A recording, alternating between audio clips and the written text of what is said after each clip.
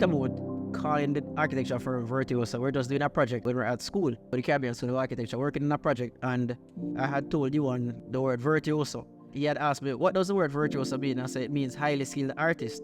He just loved the idea of just that word.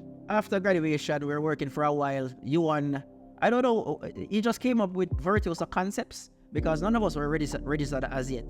So he said virtuoso concepts. So while I was working on my registration, I said, listen, we will change the name to Virtuoso Architect when I get my registration. And while Euhon was there doing work.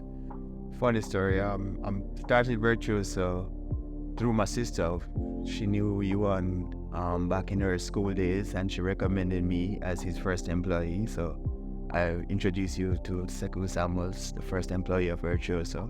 When we first started the company, we always knew it was going to be a lot of sweat equity. The maximum output is we do as much of the work as possible and present it to the clients, even without being compensated really in a sense. And the first projects we really got were residential apartment complexes, and that's usually a strict typology where it's like ordered and structured versus a commercial. So we're mainly working on those, and then from there we worked with a select group of clients that saw Euhon's vision, and Euhon in turn saw my vision, and we could both collaborate with each other and pushing out what we feel architecture could be. We didn't look at the money as being important so much as to just getting out there, getting a foothold in the industry. At one point, it seemed as if we're just being blanketed with projects all of a sudden, but we had to realize very quickly is that we needed more capacity. How I got into the company is that me and Euhon were once work colleagues. He went off, and then he invited me to just come and see, work on a few projects with him, right? Because he believed in me in terms of he saw an innate talent in me doing designs. We're very happy with persons that joined on, people like Chad Chung, Sekou, who came in very early, and these guys are real workhorses, and they really helped us to get where we need to be. So Euhon threw me into the deep end first go. He said, I did the gas station at Marybrown Corner. We'll get to the next project and next gas station. I want you to come with the whole design. I said, the whole design? I was like, all right, cool. I'll work with it.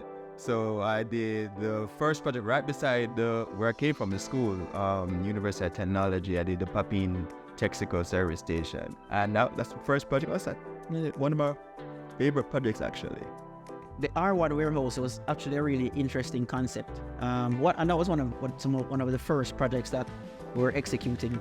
And it was really an idea to make the warehouse not just be a warehouse, but something that had a bit of a dynamic impact. So we have to redefine what does a warehouse and office structure look like, so it doesn't look too industrial, but it looks first world commercial. A warehouse doesn't have to just be a box with rolling shutters, but you could really do something just a bit more dynamic with it, you know? And then from the success of Papine gas station, I got Constant Spring service station, and I could flex more muscles there. That's where we got the ideas of tapering the canopy, and the canopy became our trademark. And so you saw all those tapering edges where you see in the roof line, where everybody's trying to copy these days. I take credit for that. And then we moved to Montego Bay, and then I got the next service station. So I got my feet wet and ironed in the gas station market. What that team did for us was, instead of us working in the office, we had persons working in the office, and we were able to get out there, meet people, figure out how the industry works as well, and see what are the things that we could do to get more projects on our table. So Here's the Thing is a very interesting project as well. And what we look at for projects like those is you have to look at the context as well. Virtuoso has built a name for itself over the years of being the architectural firm that does high-rises.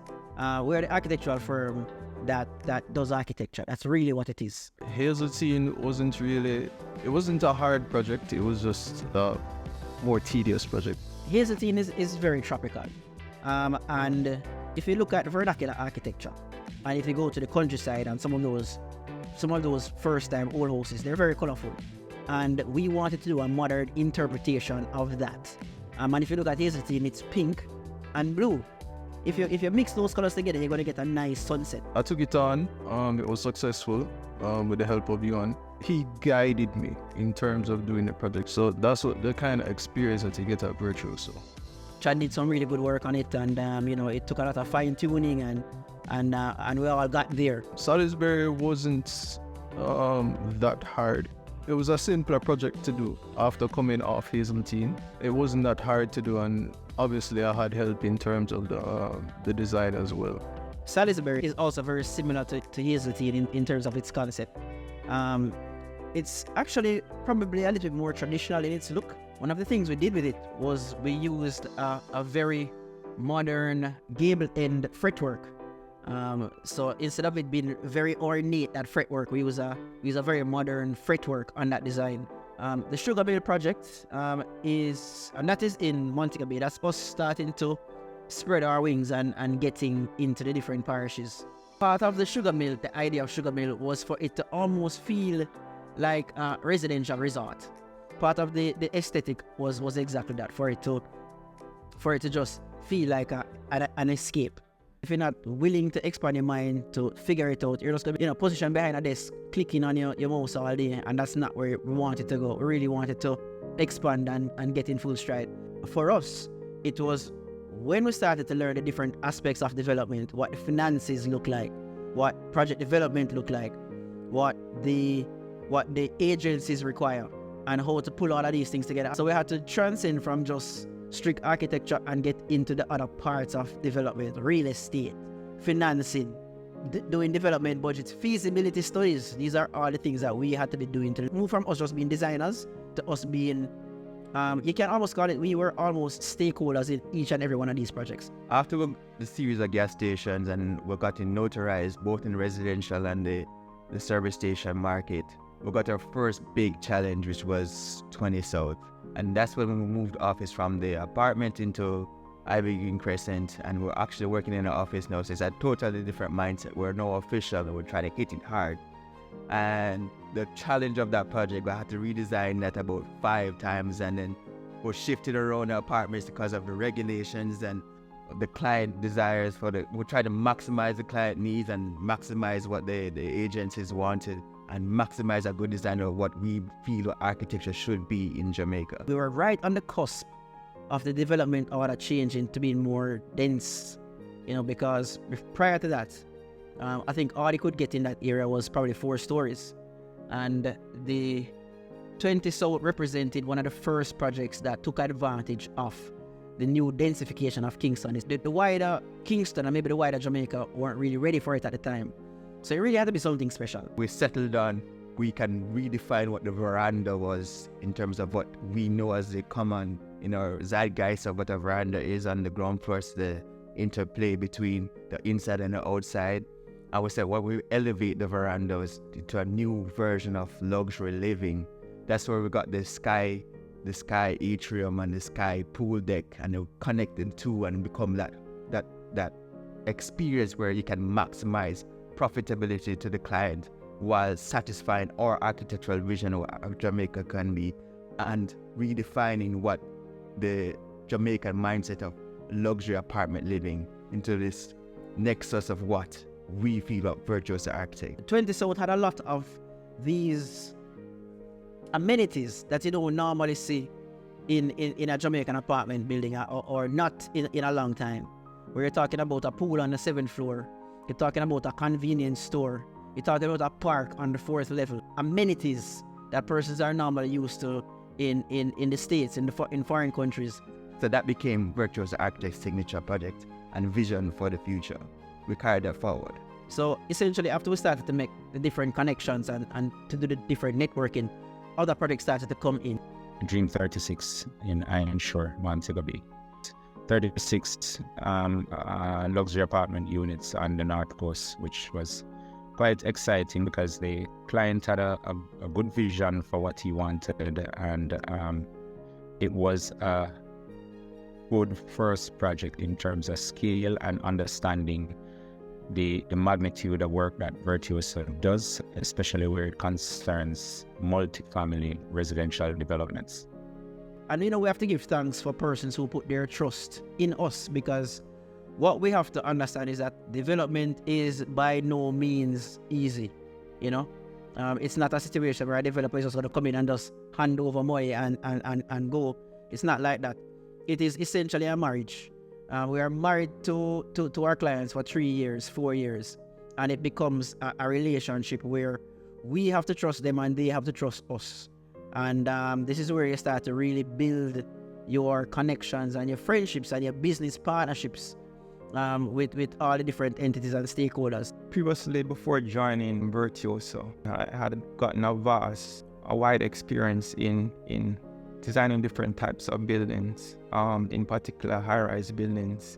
And so when I was approached by Euhon to assist him on Parkhurst 1, it was very easy for me to undertake that and to help bring it to fruition. Because we have to understand what each of these stakeholders want, what everybody is looking for, and find the best way to meet those needs and meet it as quickly as possible. To say it was a batching plant slash the office building in one, it was a good experience to me. It was really my first time doing up my first time doing a building fully. Learning, okay, what is expected of the drawings, how to lay it out, how to present to the clients.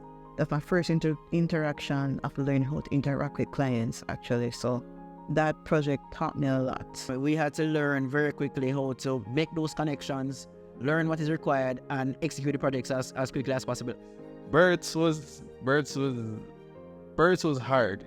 Birds was a hard project to do because it was a project that I was weak in terms of an aspect of architecture, which a lot of people don't realize, is services. So you have to understand how a business on that level operates. Ms. Tomlinson is a diamond among the rough, and she's very easy to get along with, and I would say that she's my most favorite client.